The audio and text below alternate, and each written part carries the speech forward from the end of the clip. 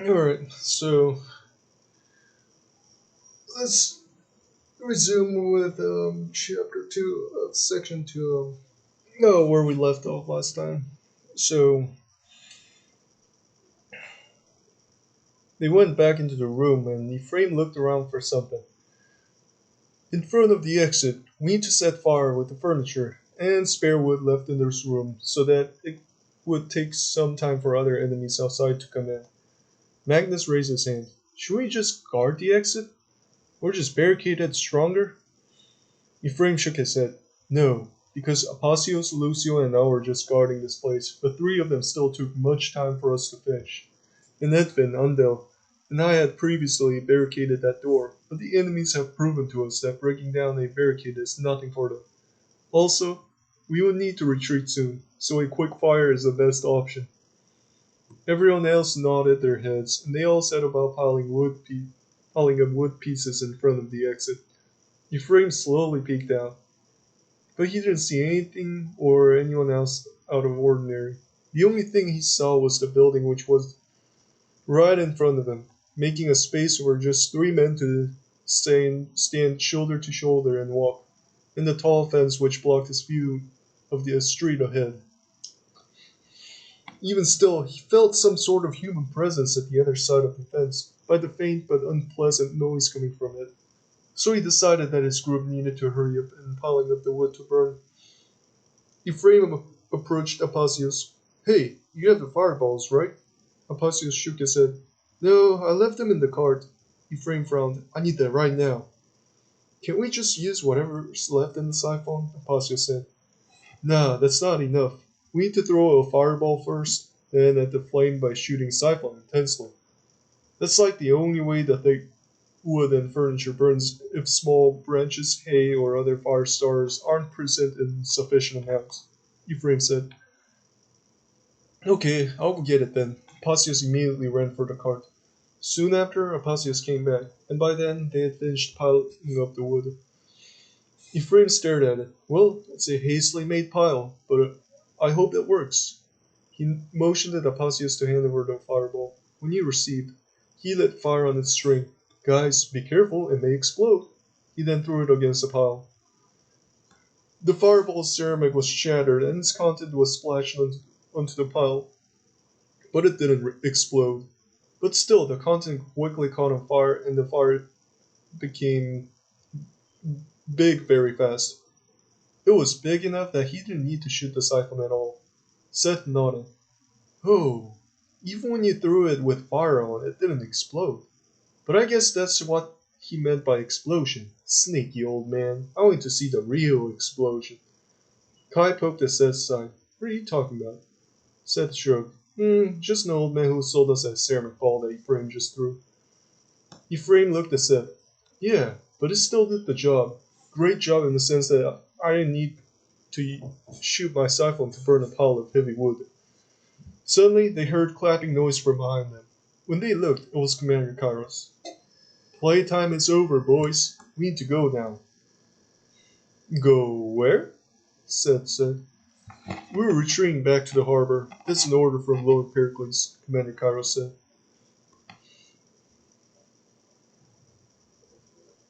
Wait for everyone to come out, then we retreat along with them, Lord Pericles said when he saw the first of the soldiers coming out of the defense building. So far, the enemies didn't show up. Not just yet. He even stopped hearing the faint marching steps altogether. He was confident that he could pull this off right this time too, maybe even better this time. He looked around and realized that there were a few heavily wounded soldiers, so he urged them to retreat along with the archers first and join up with Commander Lucas by the ships. He didn't see anyone dead, not yet.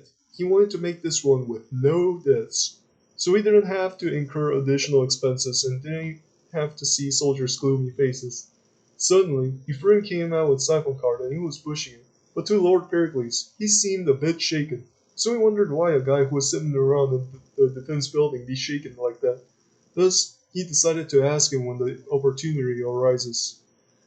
Opportunity did arise, and Lord Pericles found himself caught up to Ephraim during the retreat. Hey, Ephraim, be honest with me. Did something happen in that building?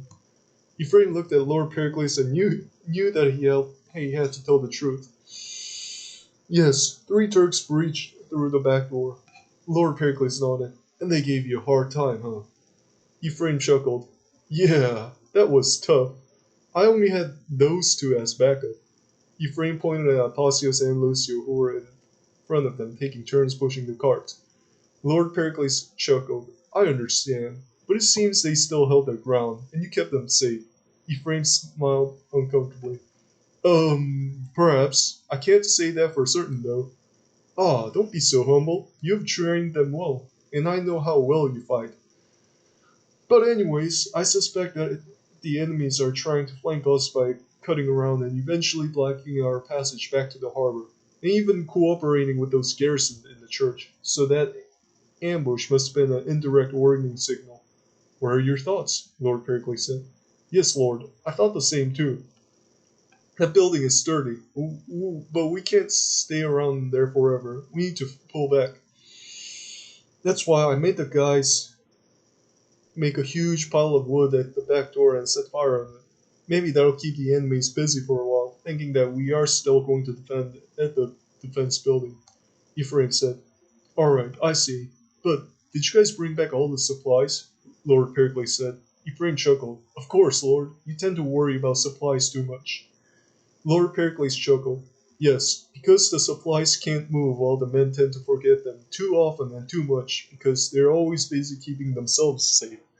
Lastly, I don't like giving enemies hints to learn where we're from by letting them have our supplies. They talked for some more. Then Lord Pericles moved away to talk to other soldiers and update himself with their information as well, thus giving himself better chances to know which action will be the best for the future. Holy Allah! Captain Kudret, look! A Turkish light infantry exclaimed upon seeing a tavern full of dead people. Captain Kudret frowned. Well, I guess the enemies got here faster than us. It's sad that they left none for us to take. Wait, what do you mean? An innocent soldier he was, Captain Kudret was shaking his head by the time he realized that the soldier really didn't get what he meant. Ah, you'll get it soon enough. Once I open this door. Captain Kudret confidently opened the door. Voila! See what we have here. Inside, there were women that the heavy melee guys didn't kill, and the siphonators spared from enslaving. Out of fear of getting found out by the enemies camping outside, they didn't leave the building and not even the room. Upon seeing their soldiers, they felt relieved, or so what they thought they felt. The innocent soldier looked at the woman and slowly realized, Oh, Captain, I think I know what you're thinking of. It's inappropriate. Captain Kudret chuckled. Ah, son, you're as pure as ever. But who cares if it's inappropriate? The big disasters during warfare will cover small inappropriate actions such as this. Also, you may think I shouldn't do this, but look at those guys. He pointed at others behind him. They were grinning much. They want some of this too, and I mean it. The other guys nodded along, and the innocent soldier felt left alone. His comrades, whom he had previously thought were good, moral men, were turning into savages. Yeah, but Commander Burke ordered us to attack the raiders outside. He quickly rushed over to the window to peek and came back. Right now is the best time to do it. They seem confused right now. Only a few of them are maintaining the defensive positions, while others are carrying stuff into the wagons. Captain Kudret shook his head. Nope, I am not tempted by that. Other guys will easily kill off the raiders or scare them away, and they don't need our help.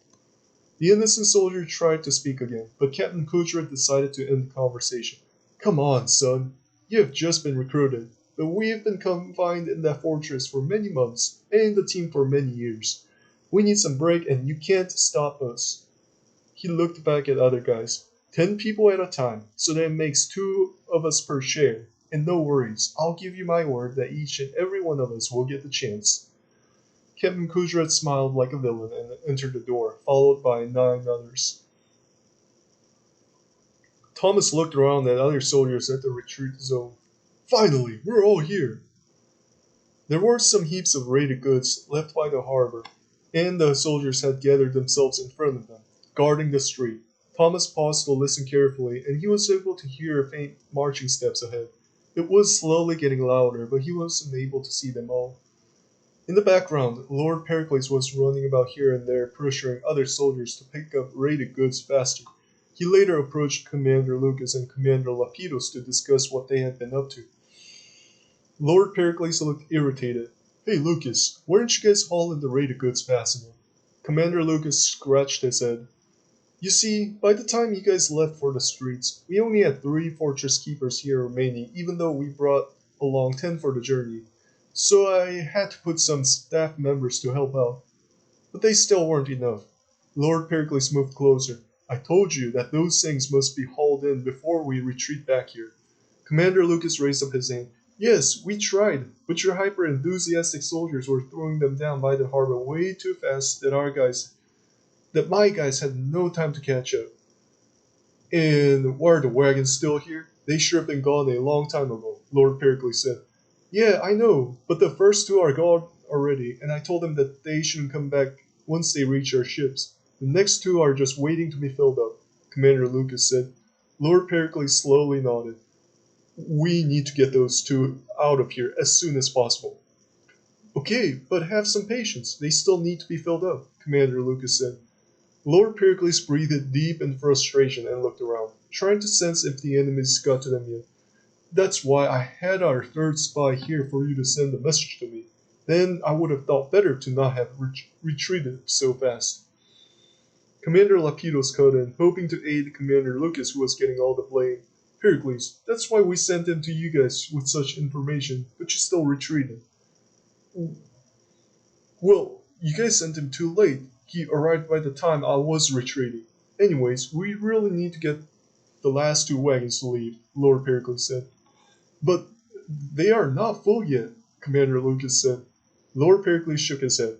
Lucas, seriously, you are too inflexible in decision making.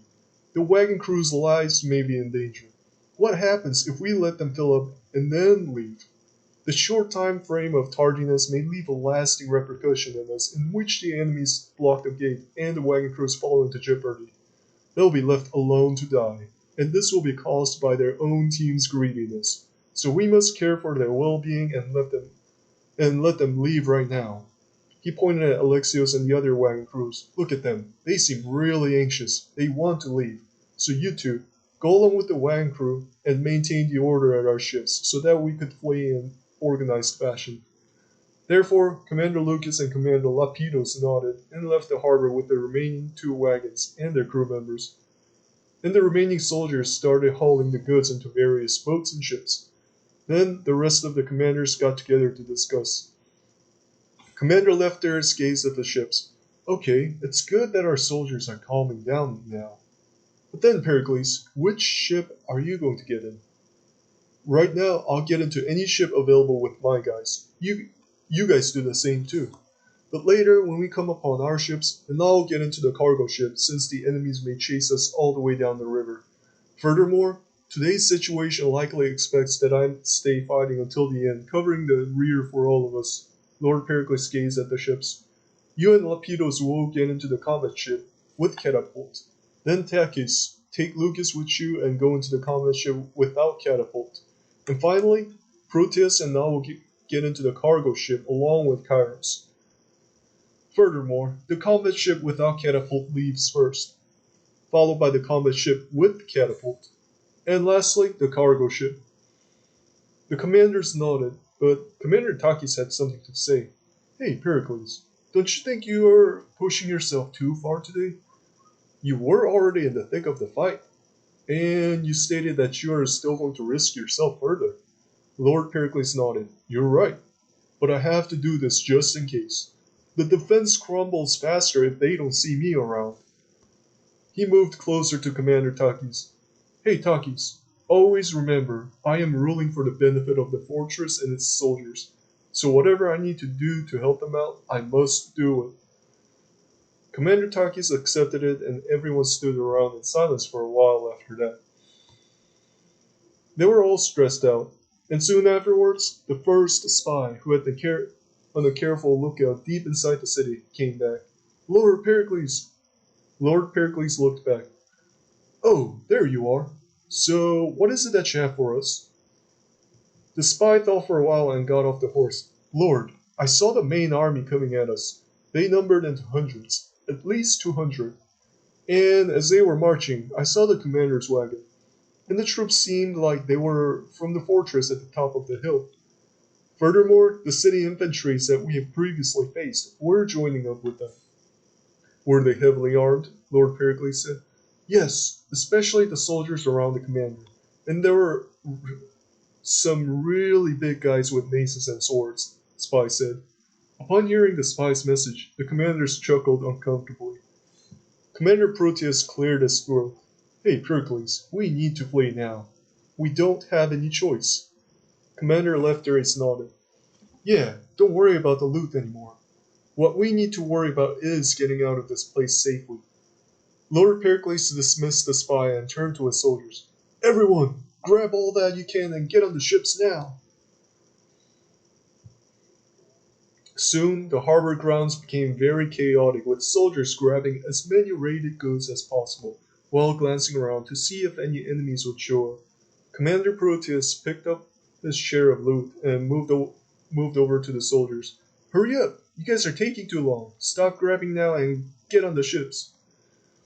Then the soldiers panicked and immediately stopped whatever they were doing and went over to the ships to load them and flee.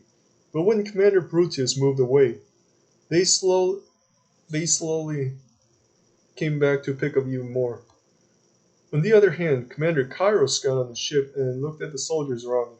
Well, guys, let's row this now so that we get to our ships faster. Hey, Commander, why did you make us leave so early? Edvin looked at other soldiers going back to take more raided goods. It's not fair. Others will end up taking more. I still didn't find anything particular that I want. Come on, don't be so raw. Just think of it as a blessing that you're getting to leave when everything's calm and peaceful, Commander Kairos said. Is it okay to leave so soon without taking any more guys in? Ephraim said. Commander Kairos shook his head. Of course not. But you have to get out of here fast because your gunners, and your siphon equipment take a long time to move around. So we must get a head start right now. Andel started rowing. Is the situation that bad right now? Did the enemies come close? Suddenly, someone was running towards them. Wait! Let us get on board! It was Captain Claus. He successfully jumped on board and he was followed by 3 others, his small group members. Commander Kairos looked at Captain Claus for a moment. Nice! That was a clean jump, you guys. But Claus, you forgot about your other members. Captain Claus looked surprised but suddenly calmed down. I didn't forget about them. Anatolius is with them right now. But, Commander, it seems that you forgot about all your members. Commander Kairos chuckled. Well, you got me, Claus. But don't worry, George and Niles will bring them. He looked back at the harbor. I just wanted to have a quiet and peaceful trip down the river. He suddenly looked at Andel. Hey, I almost forgot. The situation is actually worse than we expected. But don't worry about it. You guys are prepared enough. Andel nodded. Okay, Commander. Captain Claus sat in front of Andel to row another oar, so Andel tapped on his back. Hey, Captain Claus, did you see any enemies before you came to us? Yeah, Captain, it's noisy over there, Edvin said. Captain Claus glanced back. Nah, it's just the sound of other guys starting to panic. You know when the rumor spreads? It goes slow in the beginning, but suddenly picks up speed real fast. Right now, it is picking up fast. So the commanders can't do anything to calm them down. Wait, what's the rumor? Edvin said. Captain Claus sighed. Gosh, you've got the thickest head here. The rumor is the enemy's strength and when they will show up. So, upon hearing it, I panicked too. So me and my guys didn't pick up anything else and immediately caught up to any ship that was going to leave. On the rear side of the ship, Commander Kairos had sat down on a chair to observe the ship and make sure it was maintaining the correct course in the middle of the river. Come on, guys, we need to go faster or else the enemies will get to our ships before we do. The soldiers frowned and muttered out their disapproving remarks. Surely it wasn't a pleasing sight to see a commander who's resting nice and well while the soldiers were having a hard time rowing just after raiding. Commander Kairos smiled. Alright then, I'll scull this oar to give you a big boost. He then went on sculling the oar at the back. Therefore, others chuckled and brightened upon seeing the commander going to work, and they put in more effort in rowing their oars. Placidus got down from his wagon and walked around to shake off his sleepy legs. Man, that was a long ride. He looked at the horse and patted its neck. Gosh, you seem very tired. Don't worry, boy, you'll get your rest soon. He then walked away to look at the ships. Constance and Simeon walked up next to him and gazed at the large combat ship. There was a small catapult at the front part of the main deck, and Placidus looked at it for a short moment. You know, guys, I was wondering about how that thing got up there. Placidus pointed at the small catapult for Constance and Simeon to see. Constance and Simeon were about to speak, but another person spoke from behind them. The melee guys got bored, so they disassembled the ballistae to be able to build a catapult. So that one is what came from the ballistae materials and the extra wood we had lying around in the lower deck of the ship. Surprised, Placidus, Constance, and Simeon looked back. Carpos! Don't surprise us like that, man. Jeez, dude. They all had different reactions, and Carpos came closer to them to converse. Placidus pointed at the catapult again. Did you partake in building that too? Carpos nodded. Yes, in fact, Alexios and I directed in building that, and tested it out with some sacks of sand when we were sailing. It worked great. Constance tapped on Carpos' shoulder. Does that mean we get to use it right now? Simeon chuckled. Yeah, I would like to see it in action against enemy soldiers. Carpos looked at Constance. No, Commander Lapido said that we'll only get to use it if the necessities arise. Both Placidus and Constance frowned, but Constance quickly regained his interest. What will you guys load this with? We'll use the garbage that Principal civilians handed out for us to use, Carpos smirked. The civilians and Rhodes also gave some. We have them in sacks at the forecastle, so we'll load them on the catapult one by one, spread pitch on them, light them up, and shoot them at the approaching enemies to confuse them and get them to flee back to their city. Placidus shrugged his shoulders. If the necessities don't arise, what do we do to contribute to the fight? He looked around at others. I don't want to sit back in the lower deck of the cargo ship like the last time. Constance sighed. I guess the commanders will want us to oversee the kids again. Simeon smiled. But surely, when you guys see the enemies barging in upon us with their swords and arrows, you'll want to stay in the lower deck. Placidus and Constance burst out into laughter. Oh, whoops! Thereafter, the three staff members of Commander Kairos' platoon and Carpos helped some medium melee guys load up the raided goods into the ships and hoped for the soldiers to return so that they could leave the enemy's territory as soon as possible. Lord Pericles motioned at his remaining soldiers to get on the last ship. Hurry up! They are coming! All the remaining soldiers reluctantly got on board, and some of them looked back at the pile of raided goods which still remained at the harbor. Then Lord Pericles jumped in, and they set sail to leave. We took too long. Others are so far away from us, Commander Proteus said. Okay then, we need to row this ship. That's how we are going to make it, Lord Pericles said. Captain Euron gazed ahead. Also, the downward flow of this river will aid us in getting to our ships faster. There indeed was a heavy fight. Commander Burke gazed at the dead lying next to the harbor guard station. He looked at his driver. Hey, I believed that the enemies were camping in this building. Why are we just bypassing it? The driver smirked. Commander, the sneaky enemies have already pulled out and left the city. What? Commander Burke stomped on his seat and looked at his assistant. Tell my light units to charge now and catch up to them. Pull! Pull! Pull! Placidus shouted as he was pulling the catapult's lever. Constance and Simeon were helping him, while Carpus watched over their work. That's enough! Hold it there! Carpus shouted. Carpus approached slowly and pointed at something. Hey, Placidus, do you see the small hole next to the wheel that you're turning right now? Placidus nodded, so Carpus continued. Use the metal stick that I gave you to push it into the hole and stop the wheel from turning. Placidus did as told, so Carpus nodded.